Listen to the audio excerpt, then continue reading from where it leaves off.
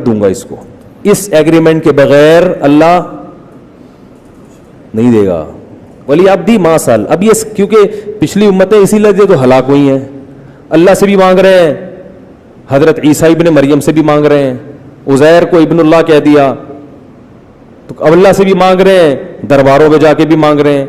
नूह अलैहिस्सलाम की जो कौम थी अल्लाह से भी मांगती थी, बुतों से भी जाके मांगती थी, तो अल्लाह ने कहा ये वाला मुझे ये अंदाज पसंद नहीं है, तो पहले हमसे एग्रीमेंट करवा लिया।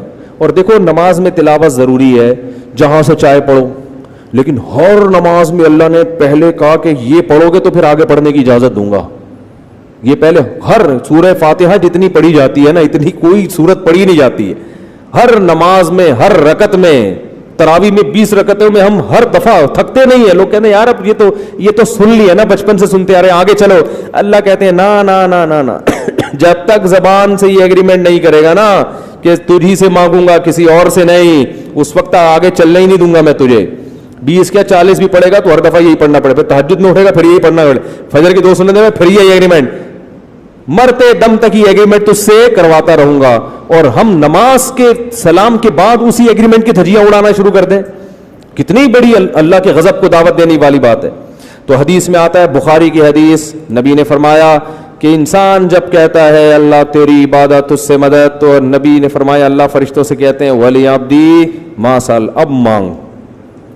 फिर अल्लाह को पता था कि उल्टी सीधी चीजें ना मांगना शुरू कर दे ना, इतना अहम मौका है, अल्लाह की रहमत जोश में है, हमें इख्तियार दे दिया जाता तो हम कहते हैं अल्लाह थोड़ी तनख्वाह बढ़वा दे मेरी, अल्लाह रब ट्राई किया हुआ है मान नहीं रहा अब्बा उसके, मनवा ले, अल्लाह ये कर दे वो कर दे, बहरिया टाउन में 3 प्लॉट दिला दे। ये दुनिया के खिलौने मिट्टी के, इन पे हम आशिक हो जाते।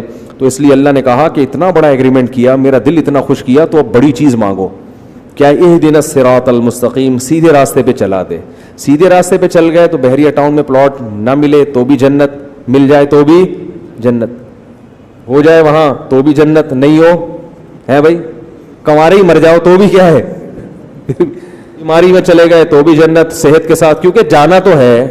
बहरिया टाउन का मालिक भी जाएगा एक दिन, बेचारे का जनाजा भी उठेगा। लोग आज बहरिया टाउन में 2-4 प्लॉट हो, हर एक को पता है मेरे भी हैं, और जिसके नहीं हो तो वो यही गम में खा रहे हैं, यार मेरा एक भी नहीं है, उसको यही गम खाया जा रहा है। तो अल्लाह के बंदो 10, 15, 20 साल के बाद खत्म, जिन लोगों के प्लॉट है ना इनमें से कोई भी जिंदा नहीं होगा। जो मालिक है ना, ओनर है, उसी का जनाजा होगा, लोग कंधा देते हुए जा रहे होंगे, कलमा पढ़ते हुए जा रहे होंगे, और जमीन में दफन करके मिट्टी फेंक के आ जाएंगे, और फिर वारिसून में झगड़ा शुरू हो जाएगा, ये मेरा है, ये मेरा है, ये फलां का है, ये उसका है। लोग आके फिर वो वारिस समझ रहे होंगे हम जैसे हमेशा रहेंगे। फिर थोड़े दिनों के बाद उन्हीं वारिस में से एक उसी तरह पतली गली से निकलना शुरुआत, उसका फिर 100-200 साल के बाद भूल जाएंगे असल ओनर कौन था। स्कूल में पढ़ाया जाएगा, एक दफा का जिक्र है कि जनाब एक बहरिया टाउन में इस तरह करना चाहिए, और फिर आज ये उसी की काविशों का नतीजा है, वंस अपॉन अ टाइम। तो ये सब वंस अपॉन अ टाइम बन जाएगा ना, एक दफा का जिक्र है। तो ऐसे ही होते होते होते सारे जा रहे हैं। तो इसलिए अल्लाह ने कहा भाई फोकस किस चीज़ को करो, इहदिनस सिरातल मुस्तकीम, ए अल्लाह सीधे रास्ते पे चला दे। जो इनाम याफ्ता लोगों का रास्ता है, पैगंबरों का रास्ता, सिद्दीकीन, शुहदा, सालिहीन का रास्ता, उन लोगों के रास्ते पर चला, माइकल जैक्सन के रास्ते पे नहीं चला, फनकारों अदाकारों के रास्ते पे नहीं चला। वो लोग जिनकी जिंदगी पूरी एंटरटेनमेंट के अलावा कोई मकसद ही नहीं है उनका, शराब, कबाब, जिना, अय्याशी, मौसीकी, इन लोगों का नहीं, पैगंबरों वाला रास्ता चाहिए। इसलिए तौहीद के मामले में अल्लाह बहुत हसास है।